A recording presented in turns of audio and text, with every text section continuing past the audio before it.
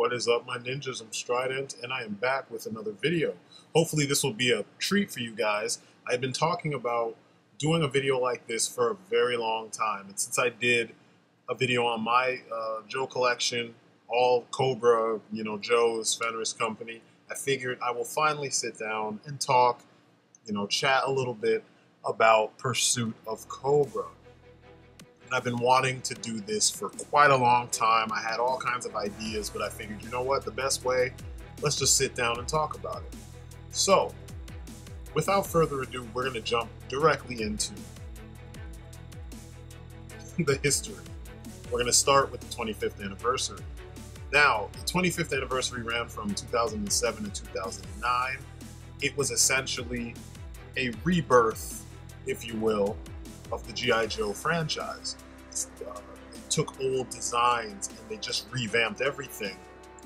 The revamp was only in terms of engineering and proportions, that sort of thing. Weapon storage, little details that were missed opportunities on the vintage figures.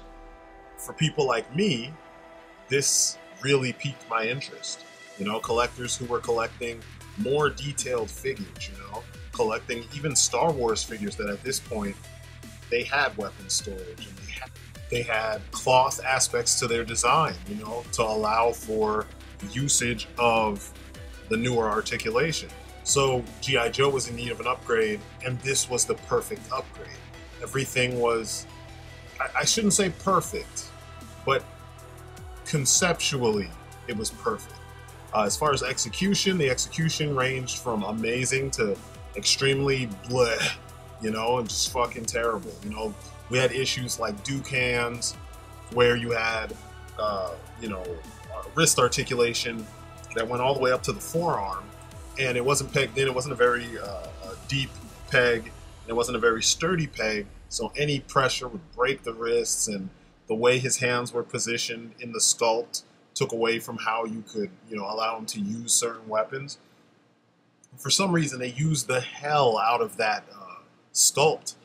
But, things like that, they did mar the 25th anniversary.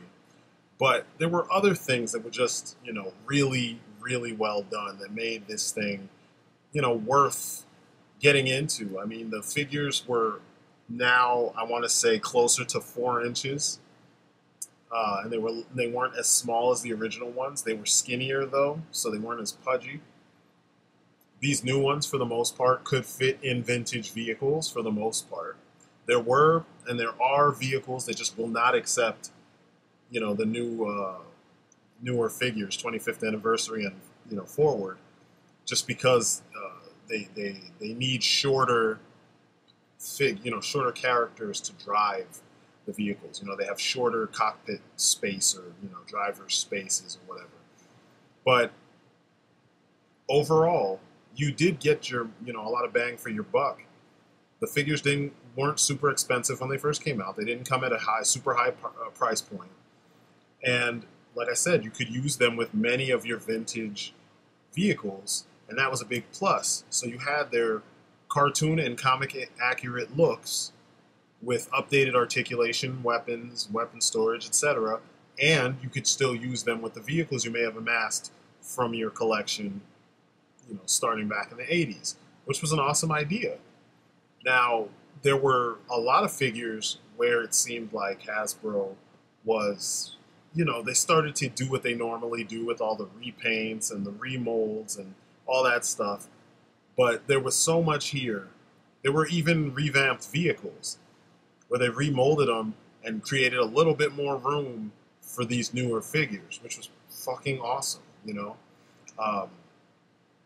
It was awesome to just relive your childhood through these figures. But like I pointed out when I started talking about the Ducans and such, you did have limitations. And this was at a point in which Hasbro was not really content with just giving us the bare minimum. So wherever they could, they would offer enhancements, for lack of a better word. A figure that had such enhancements would be Alley Viper. This figure was really well done. and he came from the Defense of Cobra Island box set. But they weren't done with this. They weren't content with this. They decided, hey, we could do better. And they gave us this version of Alley Viper, which in my opinion, it trumps the original Alley Viper in so many ways. I mean, design-wise, this is what the Pursuit of Cobra aesthetic is all about. It's like near future, real world. It's awesome. Next up, we have Resolute.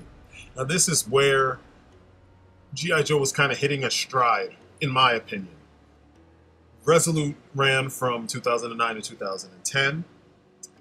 It was based on an animated film from 2009, it came out before Rise of Cobra, and it was kind of a reimagining of the G.I. Joe team.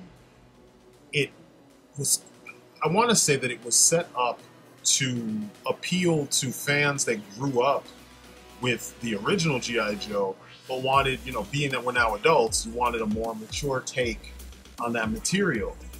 A lot of the events in the series kind of imply that it took place directly after A Real American Hero, which is kind of awesome, but there are elements that do contradict it.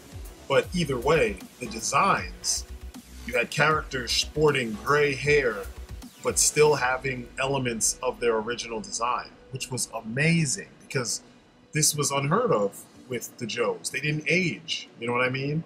The designs looked a little bit more stylized, but still very steeped in real world, and the sci-fi elements weren't as hardcore in the figure designs. They were hardcore in the actual animated film itself. And this was only a preview of kind of the take they were going to do with Rise of Cobra.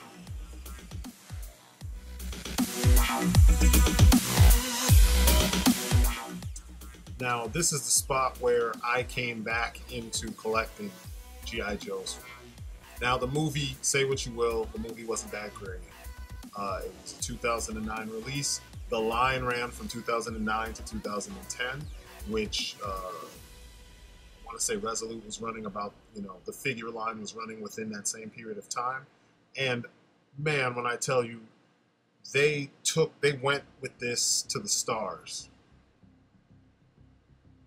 I mean, I just can't stress it enough. I mean, not only did we get everything that was in the film, which there were some sweet designs and awesome concepts and ideas, but you got everything that was in the film and then some. You got designs that were, kind of meant to be in the film or future films. You got characters that were meant to show up in future films, future properties related to the films. It just was nuts. It was as if someone told the designers that, the sky's the limit. You know what I mean? But it answered things I heard everywhere, like His Tank. Thank you, His Tank, because I got these pictures from His Tank. I heard this stuff on General Joe's and stuff, that people want more realistic G.I. Joes. And these designs were more along those lines. It was like a semi-realistic, as far as, functionality and design, semi-realistic take on the G.I. Joe team in the modern age. And that's what made it work on some level, because the movie was just, it was like certain things were done well, but they messed up some of the core things, and that really sucked. But I mean, when you look at this, you're seeing designs and characters that just, they were handled with so much creativity and so much love that it just makes the whole thing that much more worth it. And I have the majority of this line. I was in love with it from day one. Everything I saw worked for me, and I wanted more. So till this day, though, I'm still looking for specific parts because I don't think everything was amazing. There were certain figures that I completely just was like, meh, and I didn't even bother with. But overall, I was just amazed at just the level of quality of these figures. came with, you know, and it had been a while. But this all led me into what I consider the pinnacle of modern G.I. Joe, and that's Pursuit of Cobra. Many of these figures are complete retooled figures, new sculpts, new parts, everything, and others are re-released, you know, kind of Franken Joe, so to speak, from 25th and Rise of Cobra figures. But the majority of these figures, the designs, the overall styling, the engineering, it was as if they were trying to up the ante on what a G.I. Joe could be in the modern era. This line was created to be kind of a spin-off, and I feel like it was almost a blueprint. It was supposed to be a blueprint for what the sequel to Rise of Cobra, whatever it was going to be. This was going to be your blueprint, so that Hasbro could kind of give guidance to Paramount and whatever they're going to do next. Unfortunately, as we saw with Retaliation, Paramount didn't pay attention to that. And I'm going to get a little bit into that before we close up. But when you look at these designs, they just took every design and pushed it to the nth degree. A lot of characters were given logical revamps, you know, logical details that were missing from previous versions of the figure. They were given here. We were given that extra up and down wrist joint for your Joe, so when they hold a gun, they can actually, you know, hold the gun. They can have it relaxed, pointing down, you know, away from people, and then you could actually put it up to their face, and it made them look that much more tactical, something that I am extremely a stickler for when it comes to my Joes. This line just, I don't know, it was amazing. It was amazing.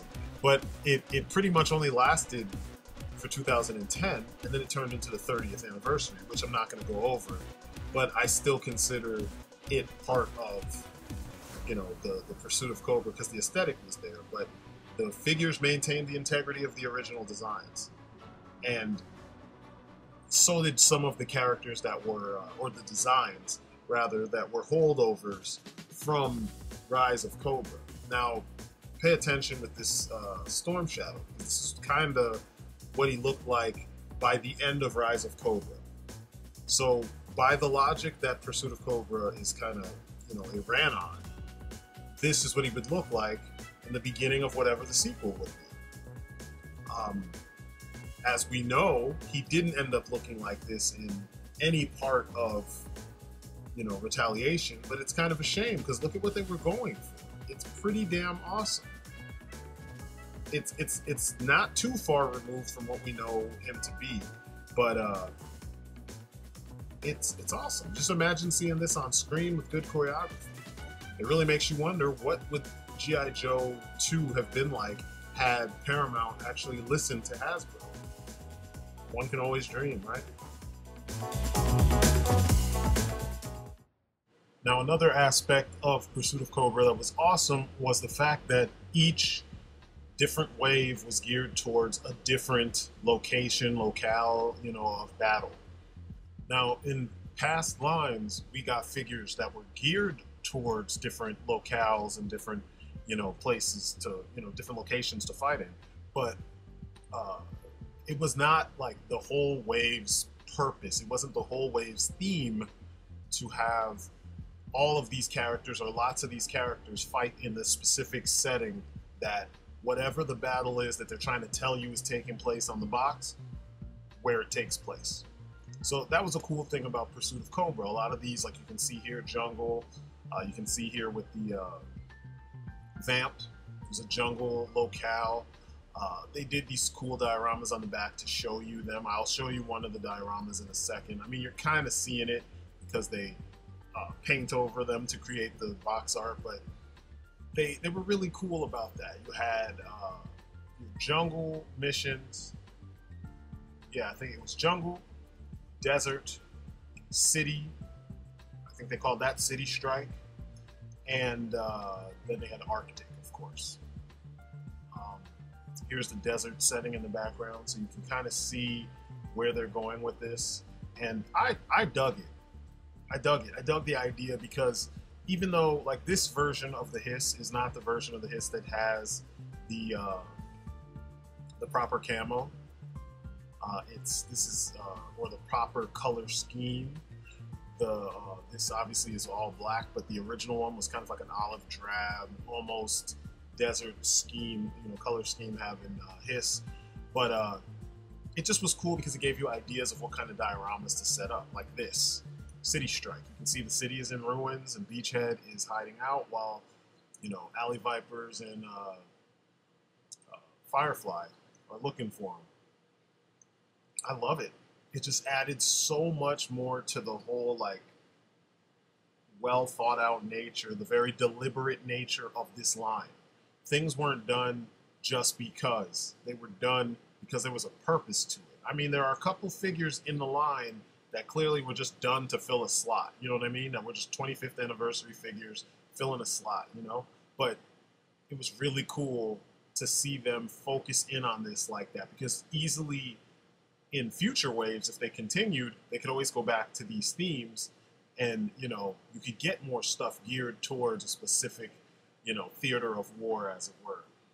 So this is just a little bit more of what made Pursuit of Cobra stand so far above the rest, in my opinion. It just was fun. It was all about the fun and all about variety in having fun. So that has been my look at Pursuit of Cobra and everything that led up to it. And now you know a little bit more about it, just in case. This was more of a sit-down type, just talk about this thing that I love, and give you guys some insight as to how stuff worked and why it worked the way it did. Hopefully this was fun for you. I enjoyed doing it. I'm probably going to do some more of these when I get into specific characters and specific teams. We'll see how it works. It all depends on the reception. But as usual, this is my story and I'm sticking to it. I'm STRYDENT. Thank you guys for watching. Thank you for listening. And there is plenty more on the way. Like I said, everything that's coming in these couple months will be Joe related. And yeah, that's it for me. You guys have been great. Peace outside. If you enjoyed what you saw, please give it a like, a share, let your friends know. Check me out on social media. All the links are in the description. And if you really want to help me out big time, jump on Patreon and support the channel. Every little bit helps, the smallest amount to the largest amount. And last but not least, check out my comic, War of the Gods. Issue 2 is on sale now on Indie Planet.